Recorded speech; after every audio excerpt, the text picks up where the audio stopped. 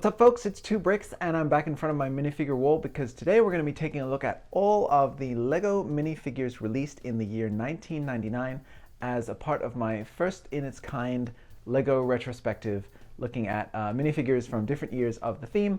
I'm going to be doing different types of minifigure roundup videos as well, but I figured I would start with the very first year since we are in the 25th anniversary of the theme. And I happen to have all the figures here from the very first year, so I thought I'd just pull them down.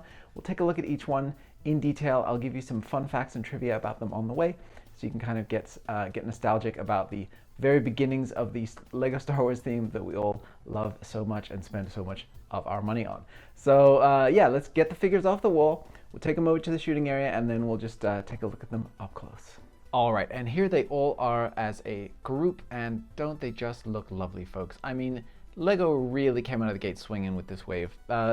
Many people don't realize just how excellent the quality of LEGO Star Wars stuff was right out of the gate. And when I say quality, I mean just in terms of the wild amount of different designs, tactics that they were trying out, new ways of thinking and doing things that were just completely foreign to the LEGO group up till this point. Obviously, this being the first licensed theme that they'd ever done, they were definitely willing to try some things and push some boundaries. So we have our crazy sculpted Sebulba over here. He's just a single piece. It looks absolutely so cool to me. It looks like a statue of Sebulba, like after he passed away on Tatooine, they had a statue up for the greatest pod racer of all time. You have this Gasgano down here that's just built of like different various droid parts that they just invented for the battle droids down here. So you're kind of just seeing a lot of different crazy stuff all across the board. We have brick-built figures. They had to develop a piece for the lightsabers. You know, those did not exist before. They're giving us all chrome lightsabers. I don't have lightsabers for everybody in the collection. Well, in fact, I don't have everybody's accessories. Most figures these days are sold sans accessories, which is a shame. But I'm probably going to eventually get around to getting them all anyway. Brickset doesn't count accessories as part of figures anyway, because that would mean that there are several variations of each that are unique because they have different accessories, so they just count the figure itself. And LEGO itself does not count battle droids, it does not count brick-built droids, and it does not count R2-D2s and things of that sort to be minifigures. So for LEGO's own internal purposes, the only thing that counts as a minifigure is one that has at least one of these classic recognizable minifigure parts, either the legs, the torso, or the head. That makes it a minifigure in their eyes. So really interesting stuff. Of course, we have the yellow skin here. That's no surprise. The theme, realistic colored skin did not exist in LEGO until around 2003, 2004-ish. And even then it was kind of slow to roll out, and LEGO wasn't quite sure exactly how to approach it. And of course, these days, we're absolutely spoiled with so many different skin tones and different hair pieces and ways of representing new things that we just are kind of like, can't even imagine back then, like that this Qui-Gon Jinn had the first new sculpted hairpiece for a male character in, I think it was 15 years at that point. I mean, that's absolutely crazy. You know, Jar Binks here, the proud owner of the first ever molded head. Although if they did count minifigures, I think he would be in contention there against the battle droids, but I don't know exactly who would be considered to be first. But yeah, just an absolute bevy of creative stuff coming out of the gate for the theme that only launched in October of that year with original trilogy sets and then episode 1 sets, because obviously episode 1 was coming out or had come out at that point. And so they the LEGO group, as they do now, looked at Star Wars as a whole and did not differentiate between the different eras and things the way that a lot of fans nowadays like to do. And I really appreciate that, because I am a Star Wars appreciator across the board, whether it be the movies, the animated shows, whatever era, whatever live action show, it doesn't matter to me. It's all Star Wars, and I love it all as a Star Wars thing. So yeah, I don't see the difference either, and that's really cool. So yeah, let's just dive in and take a look at each one of these figures up close and see what's cool and special about them. So first up, we have the B1 battle droid. Of course, everything for this figure was brand new for the time that it was made, well, except of course for the backpack. I love that they had the chunky blaster back then, and of course this is 1999, so they had the two bent arms with the hands in the sideways configuration there. But it never bothered me that they had to hold their blasters to the side. It just kind of helped with that toyish aspect of it. I do remember debates on the playground with me and my friends as to whether or not LEGO should have brick built these, or the fact that they made new parts for them. So yes, those debates have been going on forever, with some people arguing that it doesn't feel like LEGO because they made new parts for it. And of course, I couldn't disagree more. And over time, the battle droid arms in particular have become such an integral part of the LEGO building system. I literally couldn't imagine building without them. So yeah, I absolutely love this design. And it's remained unchanged largely for the last 25 years. The only thing that has been introduced that is new is the straight arm with the vertical hand configuration. And there have been actually updates to the mold that have very slight differences. So you'll notice on newer models, things like the little lines along the side of the hips here are less crisp and less well defined, but they tend to have better overall clutch power and staying power to not eventually lose clutch at the hips, and so they don't they don't tip over the way that some older battle droids do. But I'm very lucky with this one. It seems to be holding up very well indeed. So that is the original OG battle droid, and what an amazing figure it is. And of course, 25 years in the system, largely unchanged, is a testament to that. And here we have the same figure again, except without the backpack. So that's the only difference here. Brickset just counts it as different because there's a different piece that is physically attached to the build. And next up we have Darth Maul official LEGO figure number 1, and for comparison's sake, here is the 25th anniversary version that just came in the book this year. So you can see here they did a pretty faithful recreation, other than the fact that I think the facial expression feels different, and I don't know if that's just due to wear and tear on the face print of my older one here, but the print on the hips and everything feels different as well. It's just not quite the same, but obviously they tried. And no chrome lightsaber hilts anymore, but then again, I don't have my chrome lightsaber hilt for this guy either. I know a lot of people have been bothered throughout the years that Darth Maul only has a single regular lightsaber hilt with 2 blades attached on either side, but to me, that made the most sense because, that's why they made the lightsaber hilts that way, so that you could attach a blade top and bottom, and it never bothered me. So I'm not one of those people who's mad at LEGO for that. I think it's fine. Yeah, like I said, I do wish my cape was in better shape here, but just look at how menacing and fantastic this figure looks. I mean, this is one of the first times I'd ever seen the pupils with the dots in them like that, and the way that the expression is printed, and they have just a little bit of hint here for, is that like supposed to be his horns at the top, or maybe that's just part of his tattoos?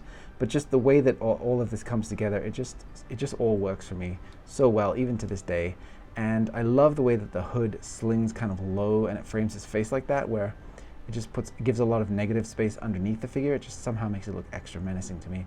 And yeah, the hood element here, obviously one of the most popular and reused LEGO elements for Star Wars of all time, only getting phased out, fairly recently, and replaced with a more kind of quote-unquote realistic hood. But to me, this is the perfect LEGO hood piece. I think it looks so great. And here we have the big man himself. It is Darth Vader. I have the helmet off currently because my head that came with this figure has very little clutch power to it and will often go with the helmet. So I just wanted to show you guys the face before I put the helmet back on. So, we have a very simplified and, but I think still effective Darth Vader head here. You definitely know who you're looking at. And this is back in the days when Darth Vader heads were gray. LEGO went through many, many colored choices before settling on what I think is now going to be the standard going forward, finally, is the white. But the gray works really well to me. I think it almost gives me shades of like Harry Potter, like the old Ghost minifigures and things of that sort. And I think it works really well. He looks suitably haunted and depressed, which works really well for Vader. It's funny, we hadn't seen Vader's entire story play out yet on screen at this time. So all we knew about him was that he was a badass, and then he changed his mind at the last minute and saved his son. And now, of course, we know so much more about Vader's whole backstory. So I think that the face actually, in retrospect, works really well. I also love the simplified, just one pane here for printing. The front of the torso is the area that you get to define the character. So they really simplified and cartoonified all of the details down to really, really fit into that space and give you everything that you need. So he's got his buttons, he's got some metallic printing there for the various different display readout items, and then he's got the simplified kind of striping for his costume there. And I think it works really effectively. And of course, no back printing, none of that back then. And this was kind of what you see is what you get. And with the new and improved, some would say, helmet mold, I think it's kind of debatable both ways. I like the simplicity of this versus the new one. I like the accuracy of the new one a lot more. It looks way more like actual Darth Vader to me than this does. This sort of has shades of A New Hope, where the helmet was a bit more dinged up and squashed and not quite nice and round and polished like it was in later episodes. So it's really up to you, what you prefer. But I think that this works really well as a Lego, sort of in this more toyish age of Lego rendition of Darth Vader. And again, I think just an absolutely fantastic figure for the first Vader that we ever got. Obviously doesn't hold a candle to the amount of detail that we get for these nowadays, but I think the simplicity actually works in its favor a little bit. Next up we have the Scout Trooper, and my one is sadly quite yellowed over time, and so he looks like he's just sort of a pantsless guy a little bit, which is kind of funny, but I probably will end up switching these legs out at some point. But this helmet mold is so good. It's so simplified and stripped down and cartoony, but you totally know what it is. You've got this really thick visor around here, which somehow works for me, even though it's not super accurate. And no printing or anything on for any of the detail or vents or markings or any of that, but again, it's undeniable. You totally know that this is a Scout Trooper, so I love it. My mind was so blown when I took this helmet off, or when I saw that this had a yellow face under here with the visor and the little stern expression. That's so cool. It's like he's wearing sunglasses with the helmet that perfectly fits.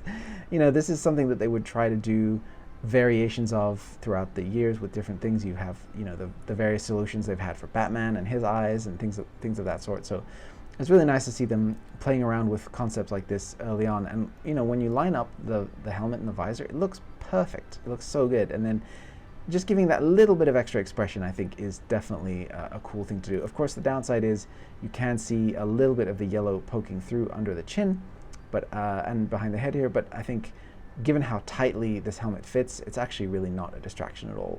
This may as well just be a black minifig head. And I like it a lot better because it's got the little bit of visor printing. So really nice. Again, simplified torso detail here, and then a little bit of extra detailing in for the straps and the cloth that goes around his waist belt area.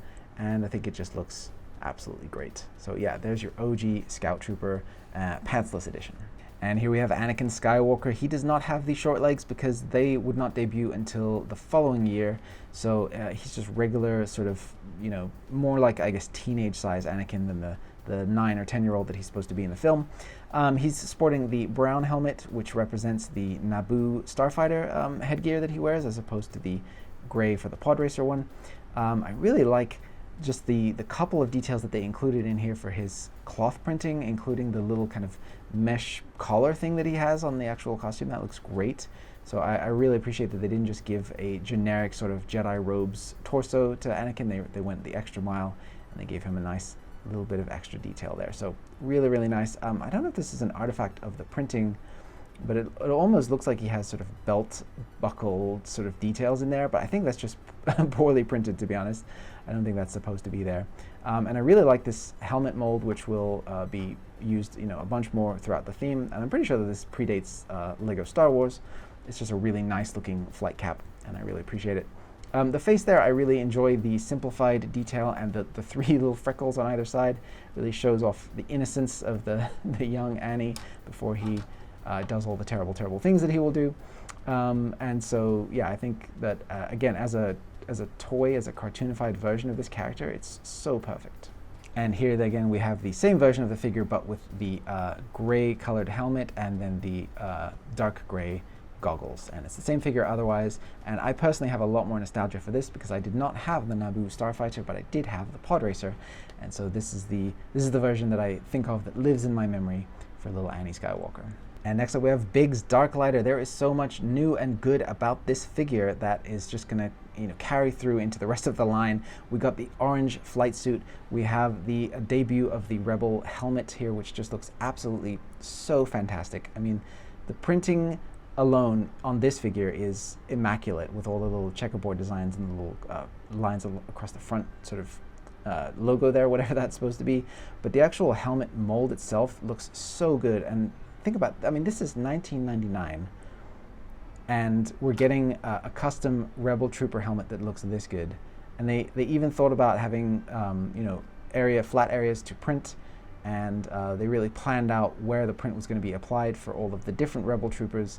and it's just an absolute banger of a design. And I love, again, that we've simplified down what makes an essential representation for the flight suit, that we just have the orange, the little bit of metallic printing for the chest piece, some simplified details there for the kind of white vest, a couple of lines across it, and that's all you need, and it's a really toyified version, and it just works so well. And I never even noticed or cared that there was no detailing around the back whatsoever. It's just orange.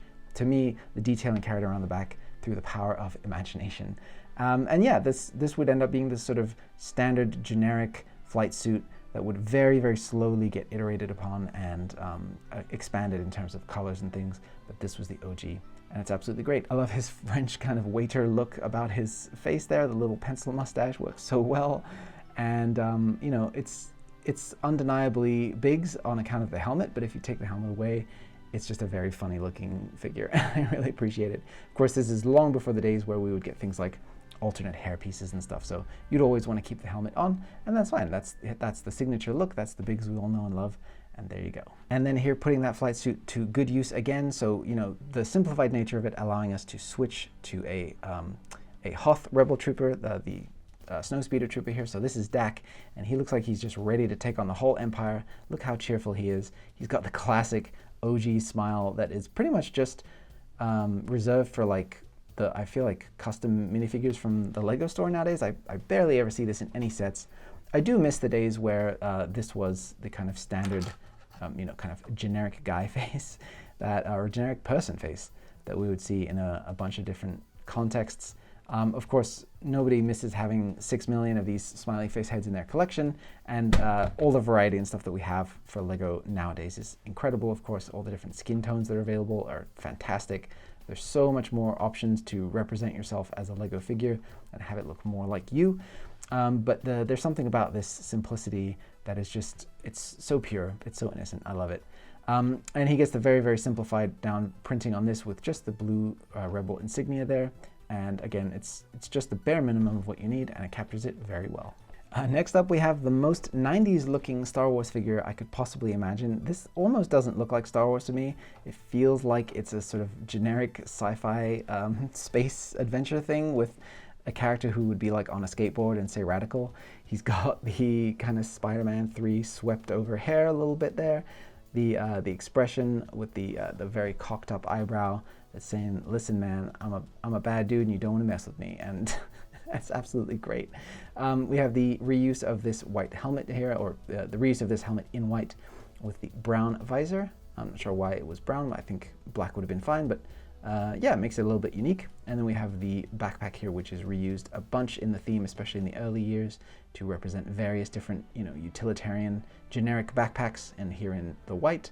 And we have the really nice, again, simplified down printing for the Hoth Rebel Troopers, with a little bit of, I'm not sure what those are supposed to be. They're like the little control cylinder thingies that the Empire have. Is it the same deal for the Rebels? But yeah, whatever those are, they're calling out attention to a real thing on the prop. The little neckerchief is great, and just a very simplified, the dots for all of the kind of sewing patterns on the fabric. It looks great. He looks very snug and cozy, and I love it. And here we have Jar Binks, the OG sculpted head, first ever one that we got for LEGO in the entirety of LEGO, not just Star Wars. The battle droid doesn't count according to LEGO's standards of what is a minifig. So here's Jar Jar. The sculpt looks fantastic. I mean, it's perfect to what we see in the movie. It's shockingly accurate. He's got the ridges on the ears back there, the way that they depicted the sort of negative space in between his ears. Without, they couldn't cut a hole in there because it would mess up the molding process, but they gave you just enough of a dent that you kind of buy that it's ears behind his head, and just the very simplified, tan color scheme here for his arms, and then the simple vest print in here. It just looks great, and it works so effectively. I gave him the spear because of the versions of Jar Jar that we got from the early days of the theme. Or the versions of this character, I like the one with the spear because he is a general after all, and more of a badass than people give him credit for, especially if you watch the Clone Wars show. So there is Jar Binks. He looks absolutely fantastic.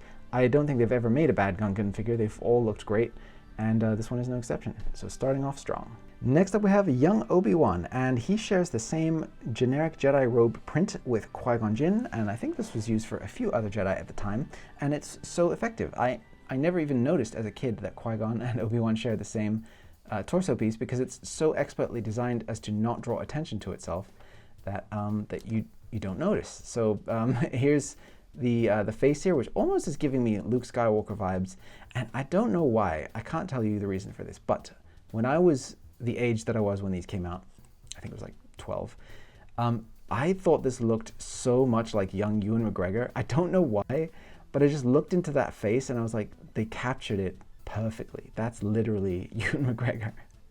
And it's just like, it's just the slightest variation on a regular Lego face, but just with thinner eyebrows and like a thinner mouth.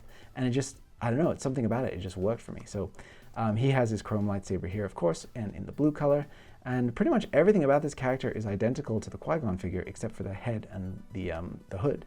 So given that, it's amazing that it feels so different to me. And yeah, I really, really appreciate this young Obi-Wan. It still gives me like the vibes. I still get young Obi-Wan here, and I really dig it. Now here we have Padme. She gets a really nice custom hairpiece. Again, the effort that they went to depict this character that was never going to have this hair again is really funny to me, especially considering that the Queen has so many outfits in this movie, and yet we get this really deluxe Padme figure, but we wouldn't get an Amidala in her iconic red dress for like another 12 years after this. But the actual printing that is here, it looks really nice. Again, the simplified gray robes, the slightly narrower hips, which they've kind of started to phase out a little bit. I mean, this is supposed to be a child, but they did give her the red lipstick, which I don't super care for. However, they do give her the kind of sassy one raised eyebrow, which really matches her "you Jedi are far too reckless" kind of attitude that she embodies as Padme throughout this movie. So yeah, really, really nice one. And it was nice to see inclusion of the female heroines right out of the gate. Obviously, there weren't a ton to choose from in the in the Star Wars universe, so it was nice to see them representing Padme in the first wave here. Really cool. No Leia though. And next up we have Qui-Gon, and of course Qui-Gon here is unique because he had the first new Lego hairpiece for a male character that had been created in, I want to say 20 years, but I have to double check my numbers on that. It doesn't really show up as well on camera, but the vibrancy of these old colored lightsaber blades, although they are still in use, I think Rey had a lightsaber blade that was this color, it's unparalleled. The new green is unquestionably a more accurate color, but just the neon glow that comes off of this thing in real life is absolutely incredible. So once again, the chrome lightsaber hilt, the same exact Jedi robes and cape and everything, and just the different face. And again, you know, the simplified look on this, I want to say, if we compare this to Obi-Wan, like he even has essentially the same eyes and eyebrows. His eyebrows are a little lower set, but you know, the simple details just evoke the characters so much because they allow you to fill in the rest with your imagination, and it's just absolutely beautifully done. So there's Qui-Gon. Again, I think they've never done a bad Qui-Gon figure, and this is just, I mean, it's an absolute classic amongst the Lego line. Next up we have R2-D2, the original, one of the most populated characters that has ever appeared in LEGO Star Wars throughout the years. I think alongside Stormtroopers, he's one of the most frequently seen, although the Stormtroopers are all different people, so R2 I think should win out that competition. I never noticed when I was younger how odd it is that the printing and the whole kind of detailing of R2's head is restricted to this ring right at the top, and then you have this big section of blank white in here that obviously later on gets changed up. But it's such an interesting choice to do it that way, and it makes these old ones feel super unique. Like if I hold it up like this, that feels about right, you know, and then when you turn it to the front, it's like, oh man, there's this huge gulf in here where there's no detail whatsoever. It's so interesting.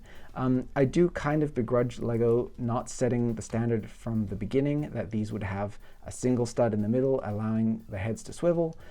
But I do like the fact that you don't get the gaps on the side because that you have the 4 studs that all connect in on all sides. So I guess swings and roundabouts, there's still no reliable way to give them a third leg either, but you know, it is what it is. Again, like the battle droids, they killed it on the first try. These are still pretty much identical to this day. And it's easy to see why, because again, it does do what it's supposed to do very effectively. But I am a fan of the newer style of printing, because once I saw how weird that shape was, and once my mind registered it, I couldn't unsee it. The thing that is different though is the crispness of the print, and the alignment of it is perfect.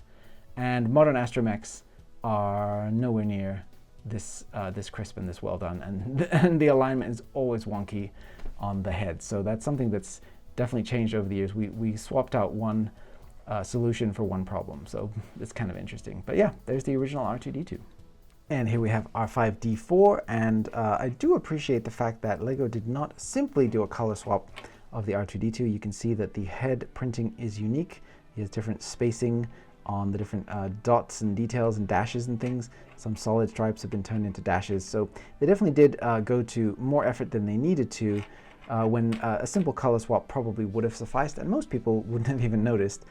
So that does feel a little bit extra deluxe here for R5. And again, the same issues with the weird printing. The body, I believe, is a one-to-one swap with just the red for the blue. And again, totally fine, completely works. And he's a great looking figure even to this day, even though, again, I just can't get past the weird proportions, but the actual, the detailing and the silver that they use up here for the actual metallic part looks so clean and crisp and reflective and nice, and I just really appreciate that. Yeah, I don't mind all the different kind of gray matte astromechs we've gotten over the years, but there's something about that sheen that really makes it pop. And here we have one of the longest named characters. This is Rebel Pilot Y-Wing John Dutch Vander.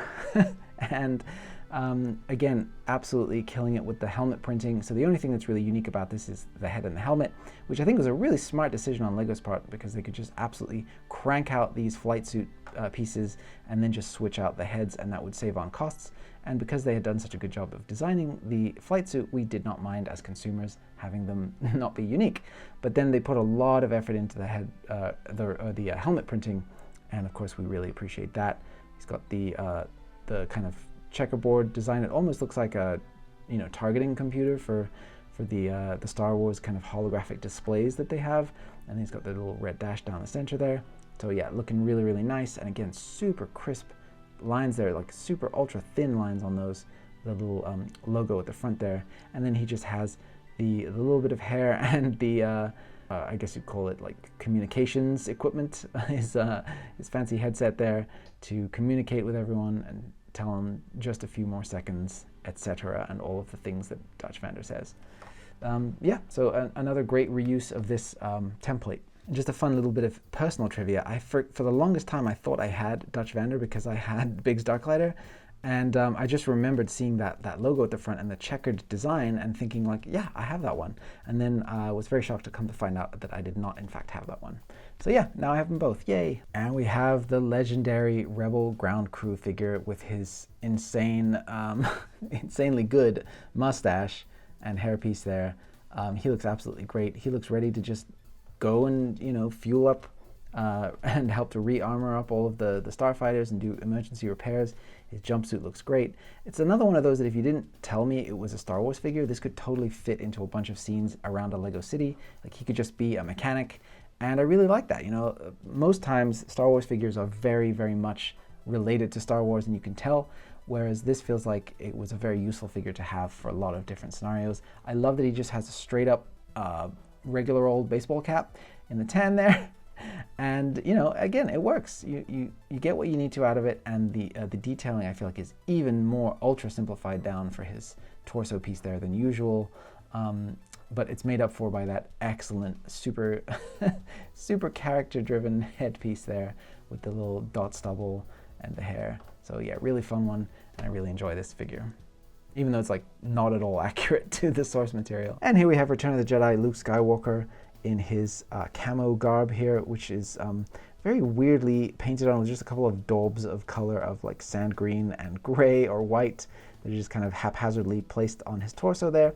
It works pretty well though, and I think it actually does look fairly camo-ish from a distance.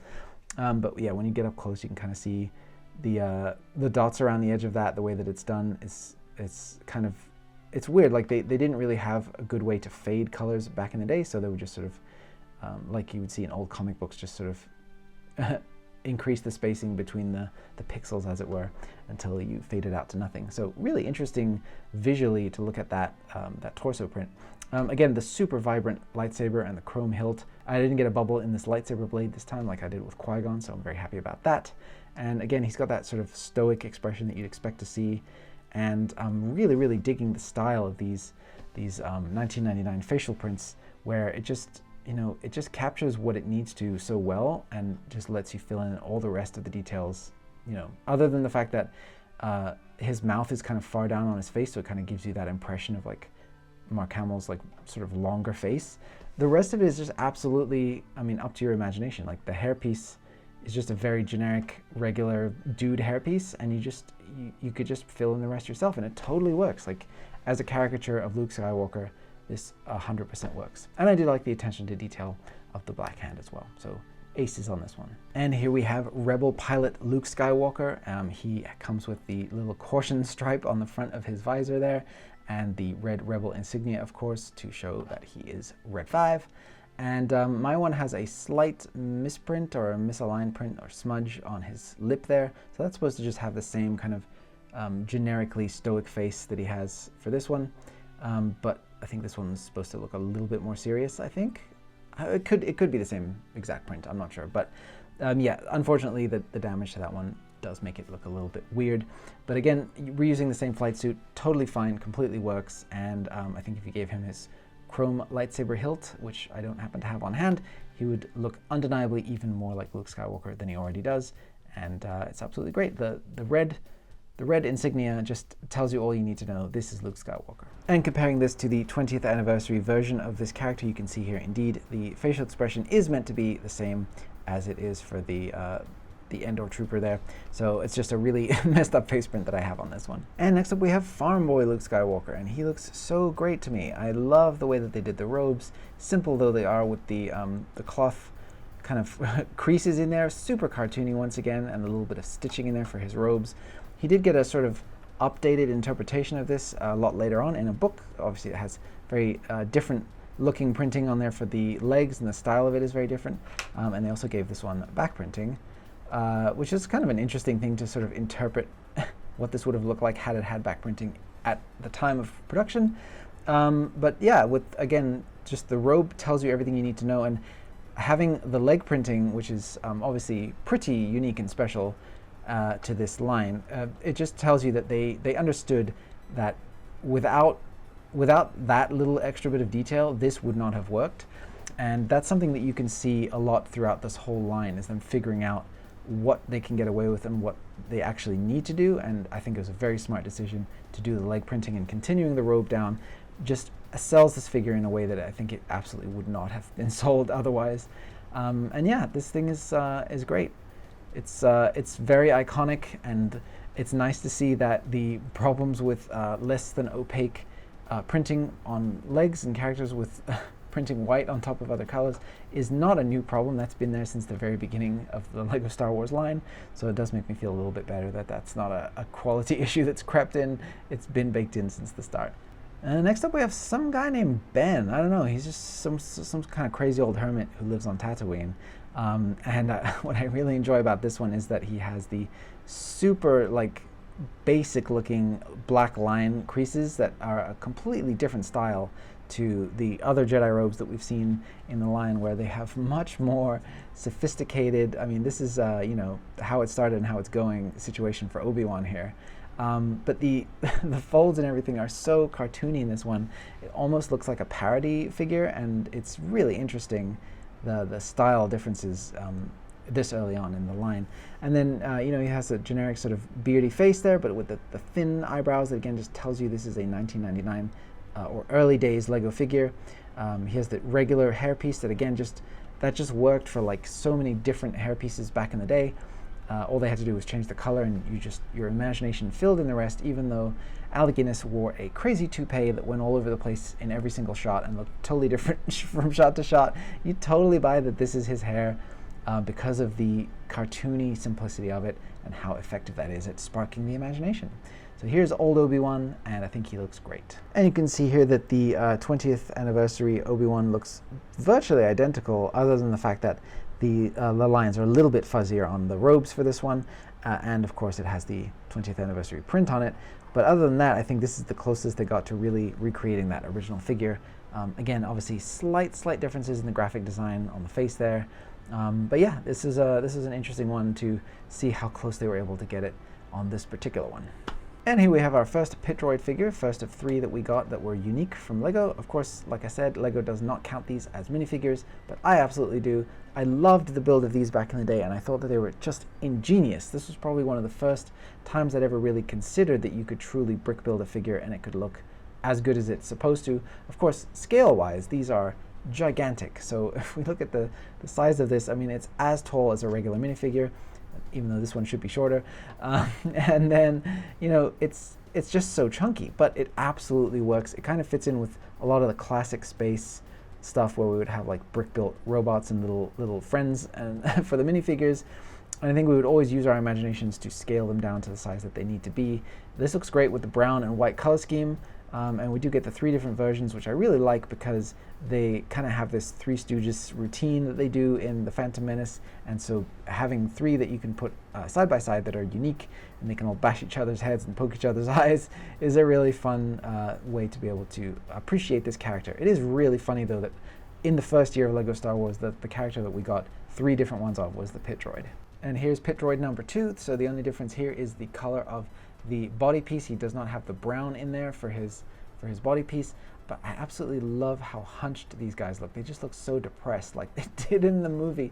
It really just works with the way that it's just kind of a byproduct of having this headpiece be a clip that faces up and then having the head coming off of it. They just naturally look like they want to tilt their little heads down, and it's great. And of course, you know, the benefit too is you can hit the nose and quote unquote fold these up, right? So you can fold their little feet in and you can have it sitting in Watto's junk shop, very nondescript. Oh, what is that? What could that possibly be? And then bam, they spring open and there they are. So yeah, I really like that. I gave this guy the oil can because he came with that accessory originally and I had one on hand, so I just thought he should have it. And our third and final pit droid here is almost all brown, so he just has the white clip for the back of his head.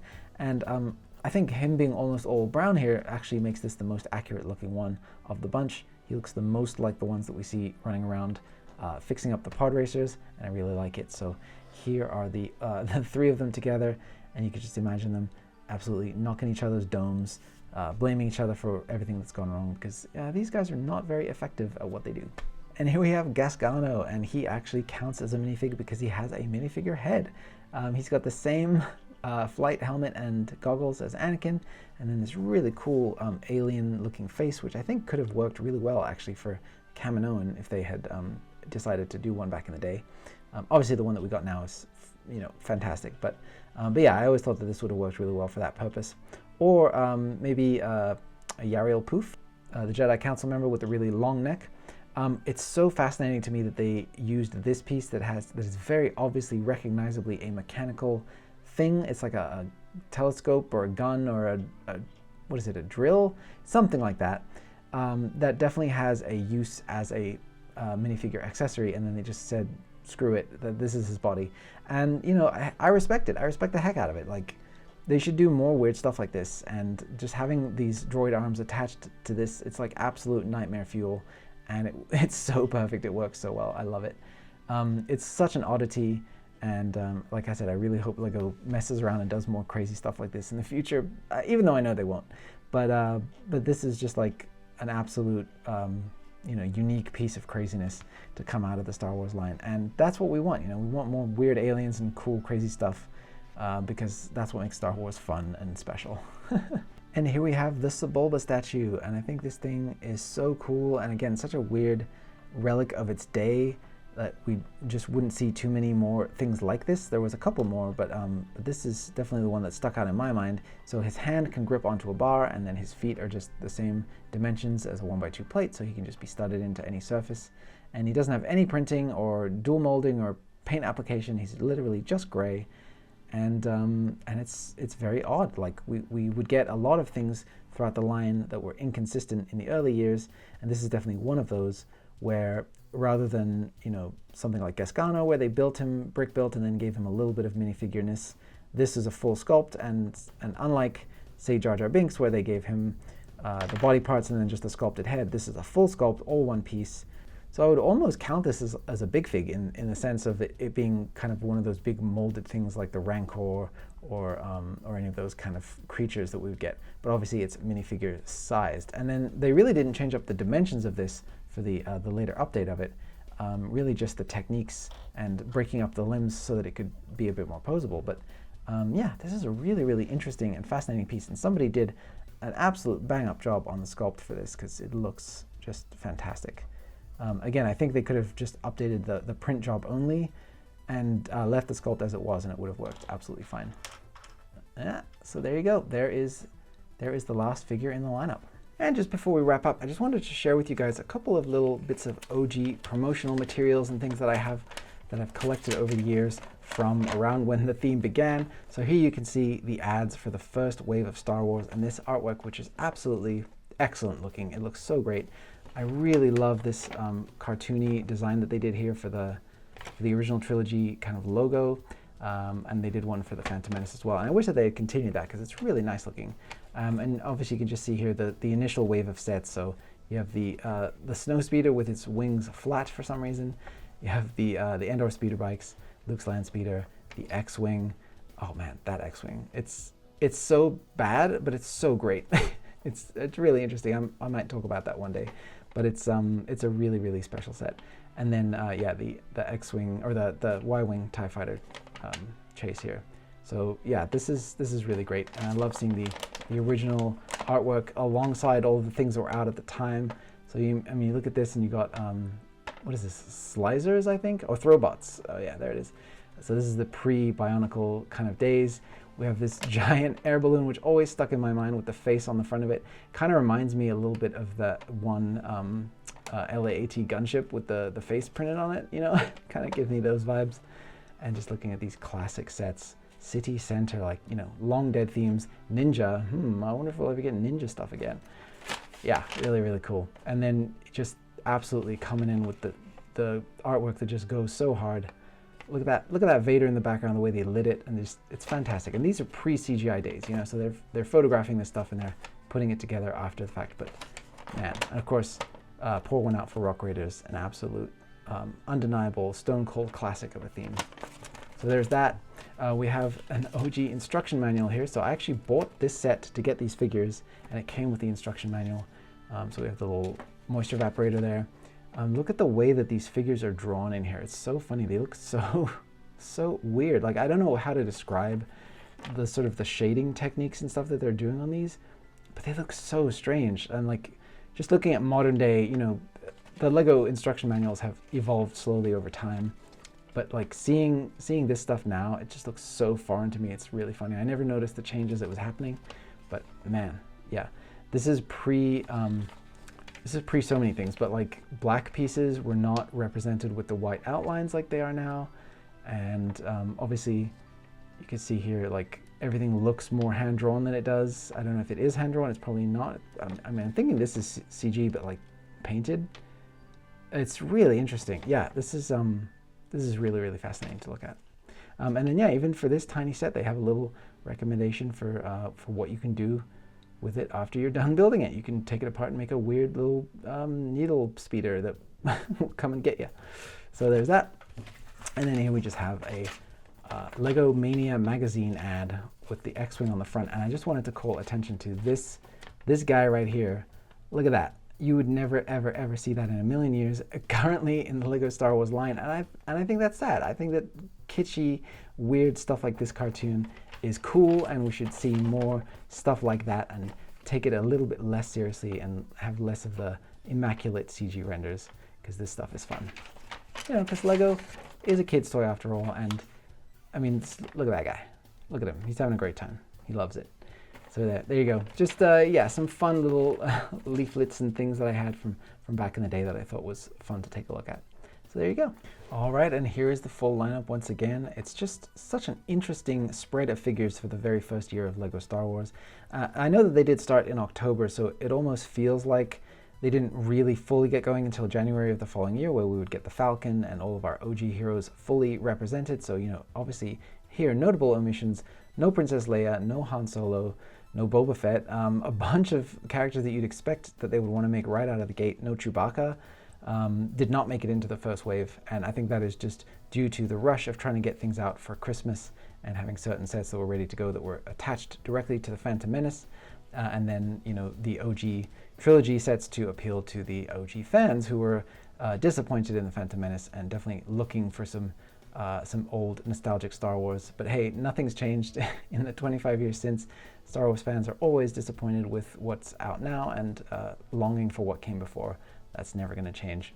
But yeah, so this is an absolute banger of a first wave. I'm super happy to have all of these in my collection. These are ones, you know, a lot of them that I never had, you know, as a kid growing up, that I just appreciate so much now, and especially looking back on the line with the kind of the knowledge that I have now of where the line will go and how different things will become. It's really, really fascinating to look back at these vintage pieces and just get a sense of where the designers' heads were at when the line began. Look at the things that have stuck around and the things that have changed, and it's just really fascinating to me. So yeah, I'm really, really enjoying taking a look at these figs, and I hope that I can do a lot more in the future. Like I mentioned in my previous video about my minifig wall, I'm sort of collecting what I can, where I can. I'm not trying to go necessarily fully in order, so the next video that I do might not be the year 2000 because I have quite a few figures missing from the year 2000, so I might jump ahead to one of the years that I have more complete, and we'll just kind of see how that goes. But yeah, this has been a really, really fun one. I hope you guys have enjoyed taking a look at this first wave with me and getting a little bit misty-eyed thinking about the Lego of yesteryear. Or maybe you're just thinking like, man, thank goodness they changed all of this with the future figures. They're so much better. I'm interested to know what you guys think. I'm sure that there'll be a mix of opinions of leaning in both directions, like there is for everything Star Wars related. But for me personally, I just find these to be really fascinating, if nothing else. And I do think that aesthetically, they still hold up really well. And I would probably still make mocks and dioramas and things with these figures today quite happily. So that's just where I'm at with it. So yeah, that's going to be it for me today, guys. Thank you so much for watching. I really, really hope that you appreciated this. And if you do, drop me a like. Don't forget to subscribe and leave a comment and let me know what you thought. There's lots more crazy content on the way soon. Of course, not all of it minifigure related. Many, many mocks and things on the way. So don't forget to subscribe to get all of that content down the line and not miss out. Thank you guys so much for watching. I'll see you on the next video, and may the Force be with you.